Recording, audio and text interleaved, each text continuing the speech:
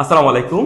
বাংলা ব্যাকরণের অন্যতম আলোচ্য বিষয় হচ্ছে বর্ণের উচ্চারণ। এটা খুবই গুরুত্বপূর্ণ, বিশেষ করে নবম দশম শ্রেণীর বাংলা ব্যাকরণ অষ্টম পরিচ্ছেদ এবং ইউনিভার্সিটি অ্যাডমিশন টেস্টের সময় ইন্টারমিডিয়েটে তো এটা অবশ্যই সিলেবাস আছে এবং চাকরির ক্ষেত্রে এটা গুরুত্বপূর্ণ।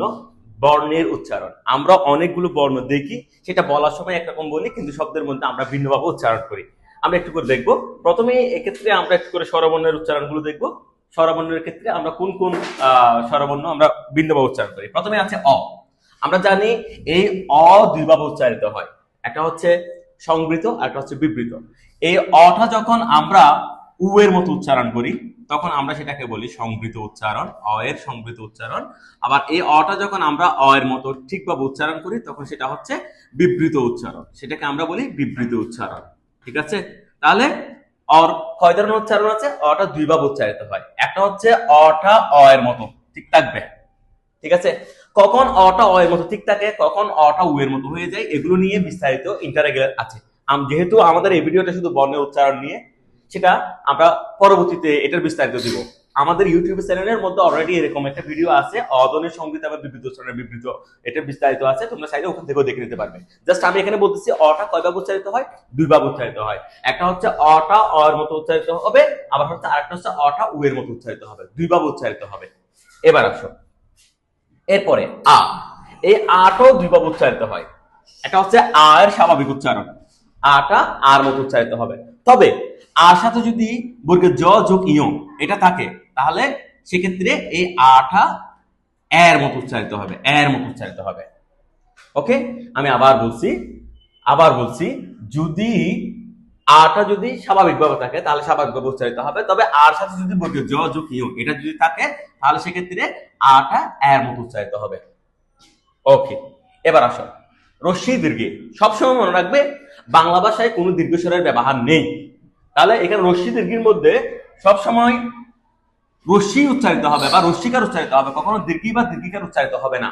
আমি আবার বলছি তোমাকে, বাংলা ভাষায় কোনো দীর্ঘস্বরের ব্যবহার নাই, সেই জন্য রস্যি দীর্ঘির মধ্যে সবসময় রস্যি উচ্চারিত হবে, দীর্ঘি কিংবা দীর্ঘিকার উচ্চারিত হবে না। যেমন বিনা বানানের মধ্যে দেখো, বিনা বানানের মধ্যে এখানে রস্যিকার ঠিক আছে, কিন্তু এই বিনা বানানে দেখো, এই বিনা বানানের মধ্যে এটা কি হয়ে গেছে, দীর্ঘিকারটা, এই দীর্ঘিকারটা এখানে রস্যিকার হয়ে গেছে, কারণ বাংলা ভাষায় কোনো দীর্ঘস্বরের ব্যবহার নাই।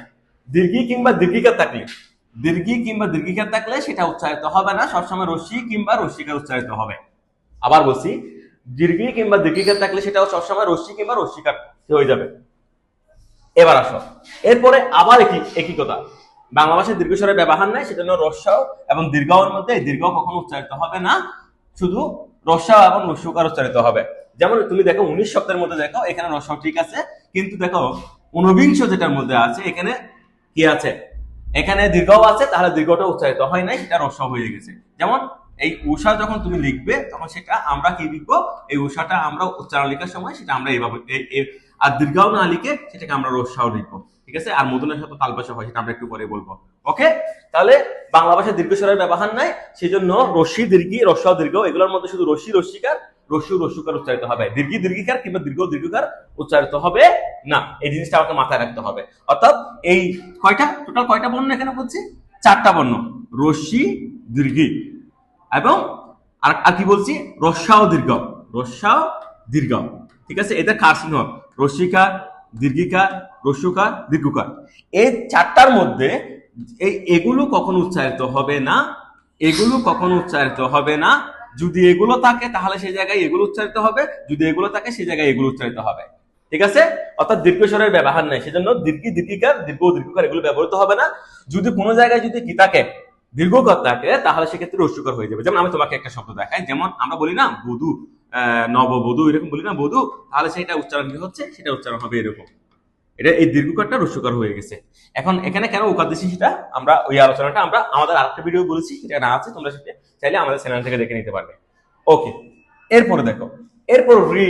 দেখো রি এর দুই ধরনের উচ্চারণ। আমরা মূলত মৌলিক স্বরধ্বনি যখন করেছি তখন সেখানে কিন্তু রি পড়ি নাই, কারণ রিটা আসলে মৌলিক না। দেখো না, তুমি একটু করে দেখো, এখানে রিটা আমরা মূলত এরকম উচ্চারণ করি, রি, আমরা মূলত রিটাকে এরকম উচ্চারণ করি, রি। ঠিক আছে, আবার কোন জায়গায় যদি রি মানে রি হচ্ছে, রি এর উচ্চারণ হচ্ছে রি, আবার কোন জায়গায় যদি রিকার থাকে তাহলে সেটা আমরা মূলত রস্যিকার এবং রফলা এরকম উচ্চারণ করি। আমি আবার বলছি, কোনো জায়গায় যদি রি থাকে আমরা উচ্চারণ করার সময় রি উচ্চারণ করি, আর কোনো জায়গায় যদি রিকার থাকে তাহলে রস্বীকার এবং র ফলা উচ্চারণ করি। সেই জন্য কৃষক বানানোর মধ্যে এখানে রিকারের পরিবর্তে রস্বীকার এবং র ফলা ব্যবহার করা হয়েছে। আর এখানে রি এর কারণ রি আছে, সেজন্য এখানে র রস্বীকার ব্যবহার করা হয়েছে। ক্লিয়ার ব্যাপারটা? ওকে, এবার আসো এরপরে এই ধ্বনির দুই ধরনের উচ্চারণ আছে। আমি আবার বলছি, এটা দুই ধরনের উচ্চারণ আছে। যখন এর মতো উচ্চারিত হবে, মানে এর উচ্চারণ যখন ঠিক থাকবে, ধ্বনির উচ্চারণ কখন ঠিক থাকবে, কখন পরিবর্তন হবে, সেটা নিয়ে আমাদের ইন্টারমিডিয়েট সিলেবাসের একটা ভিডিও অলরেডি আমাদের এখানে চ্যানেলের মধ্যে আপলোড করা আছে। তোমার যদি বিস্তারিত জানতে চাও তাহলে ওই ভিডিওটা দেখতে পারবে। এটা দুই ধরনের উচ্চারণ আছে। একটা হচ্ছে যদি উচ্চারণ ঠিক থাকে তাহলে সেটা সংবৃত, যদি ঠিক থাকে সংবৃত। আবার যদি এই এর উচ্চারণ যদি পরিবর্তন হয়ে যায়, মানে এরকম হয়ে যায়, হয়ে যায় তাহলে সেটা কি হয়ে যাবে, সেটা হচ্ছে বিবৃত। সেটা কি? বিবৃত। ঠিক আছে? কখন সংবৃত হয় কখন বিবৃত হয় এগুলো যেন আলাদা নিয়ম আছে, সেগুলো আমাদের অন্য একটা ভিডিওর মধ্যে আছে, তোমরা সেটা দেখতে পাবে। তাহলে কি বলেছি, যদি ঠিক থেকে যায় তাহলে সেটা সংবৃত, এর উচ্চারণ যদি হয়ে যায় তাহলে সেটা বিবৃত।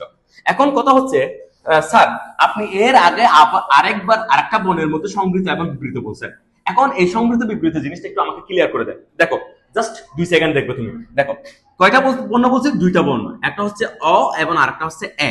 এই দুইটা বর্ণ সংবৃত এবং বিবৃত হয়। কি হয়? সংবৃত হয় এই দুইটা বর্ণ, আবার এই দুইটা বর্ণ বিবৃত হয়। বিবৃত। ওকে, দেখো যদি এই দুইটা বর্ণ উচ্চারণ করার সময়, দেখো এখানে এই সংবৃত এবং বিবৃতের মধ্যে এই অটা উ এর মতো উচ্চারিত হলে সংবৃত, অ যদি উ এর মতো উচ্চারিত হয় সংবৃত, আর এই অ যদি ঠিক থেকে যায় তাহলে সেটা হচ্ছে বিবৃত। আবার এই যদি পরিবর্তন হয়ে যায়, এর মতো হয়ে যায়, তাহলে সেটা হলো বিবৃত। আর এই যদি ঠিক থেকে যায় তাহলে সেটা হচ্ছে সংবৃত। ক্লিয়ার? এই ব্যাপারটা ক্লিয়ার? তোমার এত কিছু মনে রাখতে হবে না, তুমি শুধু একটা জিনিস মনে রাখো, অ যদি পরিবর্তন হয়ে যদি উ এর মতো হয়ে যায় তাহলে সেটা হচ্ছে সংবৃত, আর ঠিক থাকলে বিবৃত। এই অ ঠিক বিপরীত হচ্ছে এ। দেখো, অ যদি পরিবর্তন হয় সংবৃত, আর এ পরিবর্তন হলে বিবৃত। আবার অ যদি ঠিক থেকে যায় বিবৃত, এ ঠিক থেকে গেলে সংবৃত। এখন কথা হচ্ছে, স্যার এগুলো এই নিয়মগুলো তো আমার মাথায় থাকে না, এগুলো আমি নিয়ম না শিখে কিভাবে শিখবো? দেখো তুমি আমার মুখের দিকে তাকাও, আমি যখন এই দুইটা উচ্চারণ করতেছি তখন আমার নিচের এই চোয়ালটা স্থির আছে। যেমন দেখো না, দেখো ও ও এ, ও এ, আমার টোট লম্বা মানে প্রসারিত এবং গোলাকার হচ্ছে, কিন্তু আমার এই জিনিসটা নড়তেছে না, ও এ। কিন্তু এই দুইটা দেখো তো, এই দুইটা বলার সময় আমার নিচের চোয়ালটা নিচে নেমে যাবে। এটা কি? এটা হচ্ছে অ অ অ, নেমে যাচ্ছে, নেমে গেলেই বিবৃত। আবার এটা কি? এটা হচ্ছে এ এ, তাহলে এ বলে নেমে যাচ্ছে, তাহলে যেটা নেমে গেছে সেটা বিবৃত, আর যেটা স্থির আছে সেটা সংবৃত। ক্লিয়ার এখন ব্যাপারটা? তাহলে দুইটা ধ্বনি বলেছে, একটা হচ্ছে অ আর একটা হচ্ছে এ। ইন্টারমিডিয়েট এটা কিন্তু প্রথমত একদম অনেক বিস্তারিত আছে, আমাদের চ্যানেলের মধ্যে অলরেডি এটা নিয়ে ভিডিও আপলোড করা আছে, তুমি চাইলে সেটা দেখে নিতে পারো। এরপর দেখো ওই, আমরা জানি আমাদের বাংলা স্বরবর্ণের মধ্যে দুইটি যৌগিক স্বরধ্বনি নির্দেশক বর্ণ আছে। কয়টি বর্ণ? দুইটি। তার মধ্যে হচ্ছে একটা হচ্ছে ওই, এই যে ওই দেখা যায় তাল গাছ, ওই আমাদের গা, এখানে ওই মূলত উ যুগ রশ্মি দিয়ে গঠিত। উ যুগ কি? রশ্মি। অর্থাৎ এই ওই বর্ণটা যেখানে পাবো আমরা সেখানে মূলত উ যুগ রশ্মি উচ্চারণ করতেছি। যৌগিক স্বরধ্বনি, দুইটা মৌলিক স্বরধ্বনি দিয়ে কিন্তু এটা হয়েছে, যৌগিক স্বরধ্বনি হয়েছে। সেজন্য এখানে যখন ওই কিক বলছে, এই ওই এর পরিবর্তে এখানে ও যোগ রশ্মি যুক্ত করা হয়েছে। ও যোগ রশ্মি, ওই মানে কি? ও যোগ রশ্মি। যেমন তৈল, এখানে ও আছে, এর ও আছে, এরপর কি আছে? রশ্মি আছে, ও আছে, রশ্মি আছে। এই ওইকার সমান ও যোগ রশ্মিকার, ও যোগ রশ্মি যুক্ত করা হয়েছে। ক্লিয়ার? তাহলে ওই সমান ও যোগ রশ্মি, এটা যৌগিক স্বরধ্বনি নির্দেশক বর্ণ, এরকম দুইটা আছে। এবার আছে ও এর কোনো পরিবর্তন নাই, ও এর মতো উচ্চারিত হয়। আবার অটা যখন সংবৃত হয় তখন ও এর মতো উচ্চারিত হয়। এরপর আসো ওই, একটু আগে বলেছি দুইটা যৌগিক স্বরধ্বনি নির্দেশক বর্ণ আছে বাংলা ভাষায়, দুইটা। একটা বলেছিলাম ওই, আরেকটা হচ্ছে ও। ওই বলেছিলাম কি? ও যোগ রশ্মি, ওই। আর এটা হচ্ছে ও যোগ রস্যাও, ও। ঔষধ, ঔষধ, এখানে ও আছে সেজন্য ও যোগ রস্যাও, আর এখানে ওকার আছে সেজন্য উ, এখানে আছে উ, আর এখানে রস্যাও, ও। ঠিক আছে? তাহলে দুইটা যৌগিক স্বরধ্বনি নির্দেশক বর্ণ, যৌগিক স্বরধ্বনি, দুইটা মৌলিক স্বরধ্বনি দিয়ে এটা হয়েছে, ও যোগ রশ্মি, ও যোগ রস্যাও। ওকে, এবার এতক্ষণ পর্যন্ত আমরা স্বরধ্বনি নিয়ে পড়ছিলাম, এবার হচ্ছে আমাদের ব্যঞ্জন ধ্বনিগুলোর উচ্চারণ। কয়েকটা ব্যঞ্জন ধ্বনি আমরা ভিন্নভাবে উচ্চারণ করি। প্রথমেই যেটা আসছে সেটা দেখো ইও। ইও, এই ইওটা আমরা যখন স্বতন্ত্র ভাবে বসাই, যেমন এখানে শব্দের মধ্যে এটা স্বতন্ত্র ভাবে আছে, কোনো যুক্ত বর্ণ নাই। এটা যদি এটা স্বতন্ত্র ভাবে বসে, কোন একটা শব্দের মধ্যে যদি আলাদা ভাবে বসে, তখন সেটা আমরা অ এর উপর চন্দ্রবিন্দু দিয়ে উচ্চারণ করি। যেমন মিয়া, কি বলছি? মিয়া। আবার এটা যখন কি হয়, যুক্ত ব্যঞ্জন হিসেবে উচ্চারিত হয়, যেমন এখানে কি আছে, এখানে আছে ইও যোগ চ, ইও যোগ চ। যদি এই ইওটা যদি যুক্ত ব্যঞ্জন হয়, তাহলে এই ইও তখন দন্তান্নর মতো উচ্চারিত হবে। কিসের মতো উচ্চারিত হবে? দন্তান্নর মতো উচ্চারিত হবে। যেমন অঞ্চল, পঞ্চাশ, পঞ্চ, ঠিক আছে, মঞ্চ, এরকম তুমি যত শব্দ পাও, এই ইও যদি কোনো একটা যুক্ত ব্যঞ্জনে ব্যবহৃত হয়, তাহলে ইওটা দন্তান্ন হয়ে যাবে। কি হয়ে যাবে? দন্তান্ন।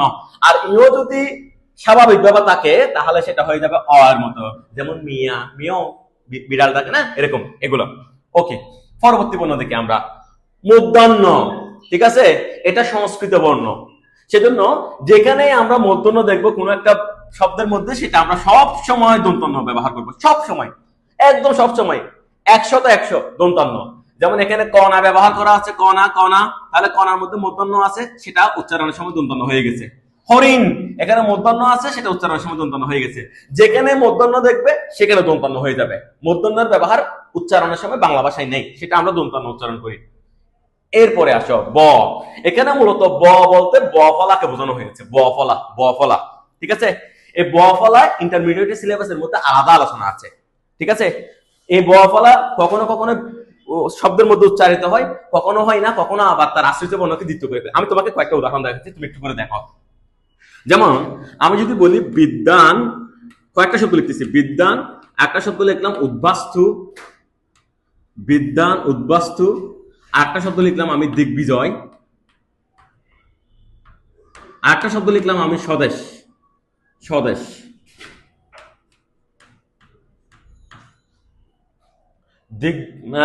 বিদ্যান উদ্বাস্তু স্বদেশ। এরপর এদিকে আরেকটা শব্দ লিখি আমি সাব্বাস, সাব্বাস। ওকে, দেখো সাব্বাস যখন আমি বলতেছি, তখন আমি দুইটা ব উচ্চারণ করতেছি, এরকম সাব্বাস, আব্বা, জুব্বা, লম্বা, খাম্বা, দুম্বা, এরকম কোন একটা ব অথবা ম এর সাথে যদি এই ব বসে, ব ফলা বসে, তাহলে ওই ব ফলার উচ্চারণ ঠিক থাকবে। সাব্বাস, জুব্বা, খাম্বা, দুম্বা, আব্বা, লম্বা, খাম্বা, যাই বলো, এখানে ব উচ্চারণ ঠিক থাকবে। বিদ্যান, এখানে বিদ্যানের মধ্যে দেখো এখানে দ যোগ ব আছে। আবার এখানে উদ্বাস্তু, এখানেও কিন্তু দ যোগ ব আছে, কিন্তু এই শব্দটা আমরা বিদ্যান বলতেছি, এখানে দুইটা দ উচ্চারণ করতেছি, দুইটা দ। কিন্তু এখানে আমি দ উচ্চারণ করতেছি, ব উচ্চারণ করতেছি। এটাকে আমি উদ্বাস্তু বলতেছি না, আবার এটাকে বিদ্বান বলতেছি না। তাহলে এখানে এটা এই বিষয়টা কি, এরকম বিদ্যান, বিশ্বাস, বিশ্ব, পক্ষ, যে শব্দগুলো আছে, যেমন তুমি দেখো না, বিশ্বাস শব্দটা দেখো না, এখানে তালব্যাস একটা, কিন্তু তুমি বলতেছো দুইটা, বিশ্বাস। তাহলে শব্দের মাঝখানে অথবা শেষ যদি ব ফলা আসে, ওই ব ফলা উচ্চারিত হয় না, আশ্রিত বর্ণ দুইবার হয়ে যায়, মানে যে বর্ণের সাথে আসে সেটা দুইবার হয়ে যায়। এরকম ভাবে বিদ্যান, বিশ্বাস, বিশ্ব, পক্ষ ইত্যাদি। এবার আসছে উদ্বাস্তু। এখন দেখো এটাও দয়ব, এটাও দয়ব, কিন্তু এখানে দুইটা দ উচ্চারিত হয়েছে, এখানে একটা দ, একটা ব। এটা সমস্যা কি? কারণ এই শব্দটা হচ্ছে উত উপসর্গ দিয়ে গঠিত হয়েছে। তাহলে এরকম উত উপসর্গ দিয়ে যদি কোনো শব্দ গঠিত হয়, সেখানে এই তটা যদি দ হয়ে যায়, এটার সাথে ব যুক্ত হলে ওটার উচ্চারণ ঠিক থাকবে। যেমন উদ্বাস্তু, উদ্বোধন, উদ্বেল ইত্যাদি ইত্যাদি। এবার দেখো এখানে আরেকটা শব্দ আছে, দেখো দিগ্বিজয়। এই দিগ্বিজয়ের মধ্যে এখানে বটা উচ্চারিত হচ্ছে, গটা উচ্চারিত হচ্ছে, দুটা উচ্চারিত হচ্ছে, দিগ্বিজয় বটা উচ্চারিত হচ্ছে। কেন? এখানে এই মূলত এই গটা আগে ক ছিল, দিক যুগ বিজয়। তাহলে এই গটা যখন, মানে কটা যখন গ হয়ে গেছে, এই কটা গ হওয়ার পর গর সাথে যখন ব যুক্ত হয়েছে, বর উচ্চারণ ঠিক আছে। যেমন দিগ্বিজয়, দিগ্বিদিক, দিগ্বলয় ইত্যাদি ইত্যাদি। এবার দেখো শব্দের শুরুতে যদি কখনো ব থাকে, ব ফলা থাকে, ওই ব ফলাটা উচ্চারিত হয় না। যেমন স্বদেশ, তারপর স্বাধীন, স্বামী, স্বাদ ইত্যাদি, সেখানে ব ফলা উচ্চারিত হয় না। এটা আমি একটু মানে নর্মালি বললাম, এটা নিয়ে আমাদের একটা ভিডিও আছে আমাদের চ্যানেলের মধ্যে, তুমি চাইলে সেটা দেখে নিতে পারো, ব ফলার উচ্চারণের নিয়ম। ওকে, এবার দেখো এরপরে আসি আমরা ম ফলা। ম ফলা নিয়েও এটাও ইন্টারমিডিয়েটের একটা গুরুত্বপূর্ণ আলোচনা বিষয়, কিন্তু আমাদের এই 9-10 এর বাংলা ব্যাকরণ বইয়ে এটা সংক্ষেপে দেওয়া হয়েছে। আমি তোমাকে কয়েকটা শব্দ দেখাচ্ছি, তুমি একটু করে দেখো। এইসব মানে আমি এখানে সংক্ষেপে বলছি, তুমি বিস্তারিত দেখার জন্য আরেকটা ভিডিও আছে, সেটা তুমি দেখতে পারবে। দেখো আমি বললাম মৃন্ময়, মৃন্ময়, আরেকটা শব্দ বললাম লক্ষণ, আরেকটা শব্দ বললাম গ্রীষ্ম, আর একটা শব্দ লিখলাম আমি কোশ্চিন, আর একটা শব্দ লিখলাম আমি স্মরণ। ঠিক আছে, স্মরণ।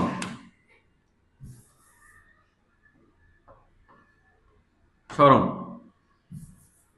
আচ্ছা লেগে যাচ্ছে, স্মরণ। ওকে, তাহলে এখানে দেখো প্রত্যেকটা শব্দের মধ্যে মহাফলা আছে।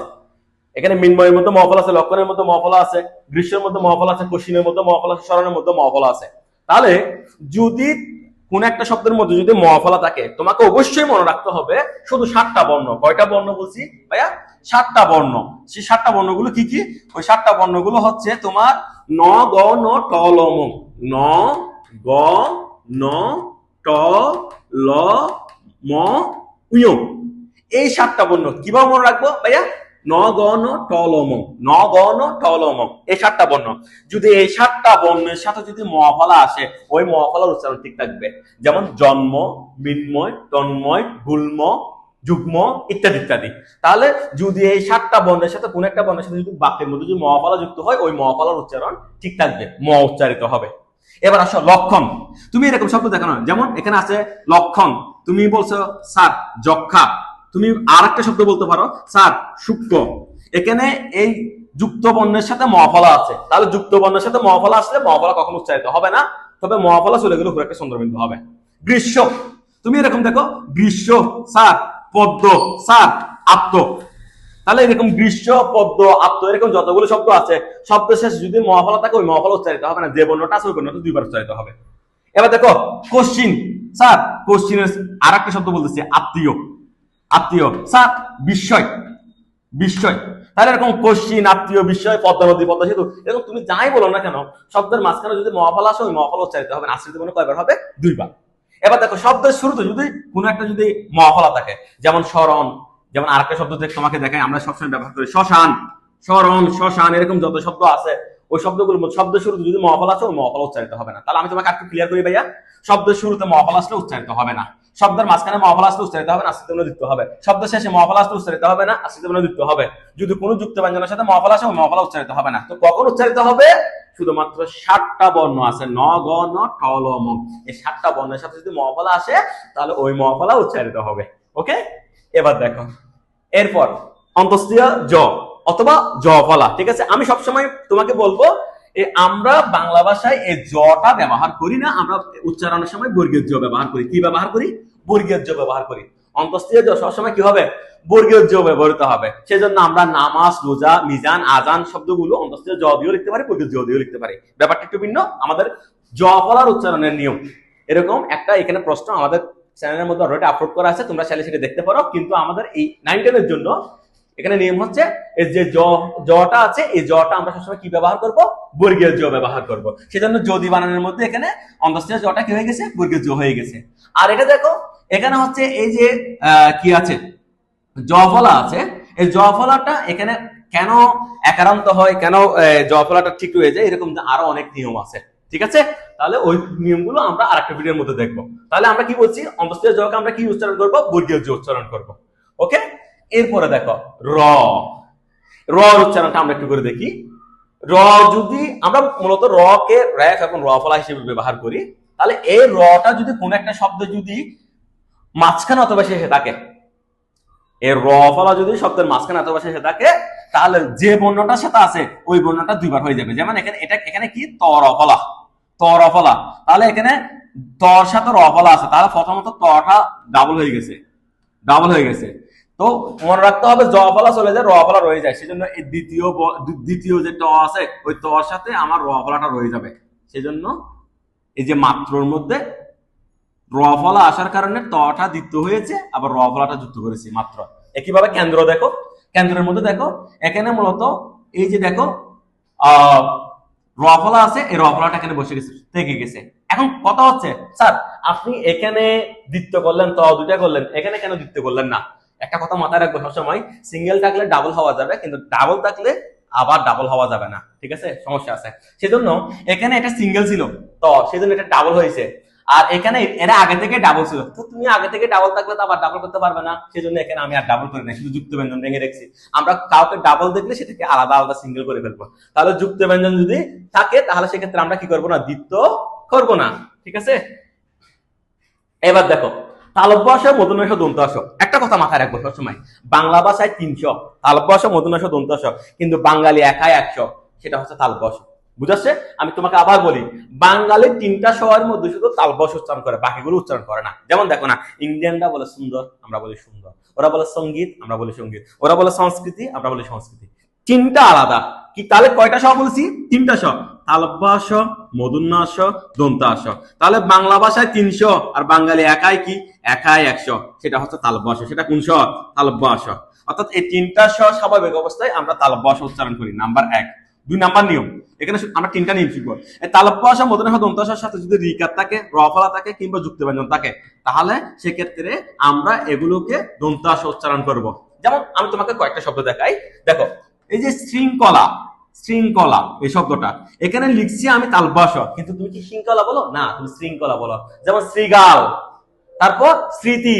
তাহলে এরকম যদি, যেমন দেখো না, এই যে একটা নায়িকার নাম আছে না, শ্রাবন্তী, ইন্ডিয়ান, তোমাদের খালার বয়সী, এই দেখো। তাহলে এটা কি? এটা শ্রাবন্তী না, শ্রাবন্তী। তাহলে তালব্য আস রফলাত আছে, সেজন্য এটা কি হয়ে গেছে? দন্ত আস হয়ে গেছে। তাহলে যদি তালব্য আস, মূর্ধন্য আস, দন্ত আস স্বাভাবিক অবস্থায় থাকে, তালব্য আস হবে। আর যদি এগুলোর সাথে যদি রিকার রফলা যুক্ত ব্যঞ্জন হয়, তাহলে সেটা দন্ত আস হয়ে যাবে। আর একটা কথা সবসময় মাথায় রাখবা, আরেকটা কথা মাথায় রাখবে, সেটা হচ্ছে মূর্ধন্য আস সবসময় তালব্য আস হবে, মূর্ধন্য আস সবসময় কি হবে? তালব্য আস হবে। তাহলে আমি এই সর জন্য 3টা নিয়ম বলছি। কি বলছি? এই ছ, তালব্য আস, মূর্ধন্য আস, দন্ত আস সবসময় তালব্য আস হবে। কি হবে? সবসময় তালব্য আস হবে। আর এই তালব্য আস, মূর্ধন্য আস, দন্ত আস যদি রিকার রফলা যুক্ত ব্যঞ্জন থাকে, তাহলে সেটা দন্ত আস হয়ে যাবে। আর মূর্ধন্য আস সবসময় তালব্য আস হয়ে যাবে, মূর্ধন্য আস সবসময় কি হবে? তালব্য আস হয়ে যাবে। সেজন্য এখানে বাসা বানানোর মধ্যে উচ্চারণ যখন করছি, তখন এটা এরকম হয়ে গেছে, মূর্ধন্য আসটা তালব্য আস হয়ে গেছে।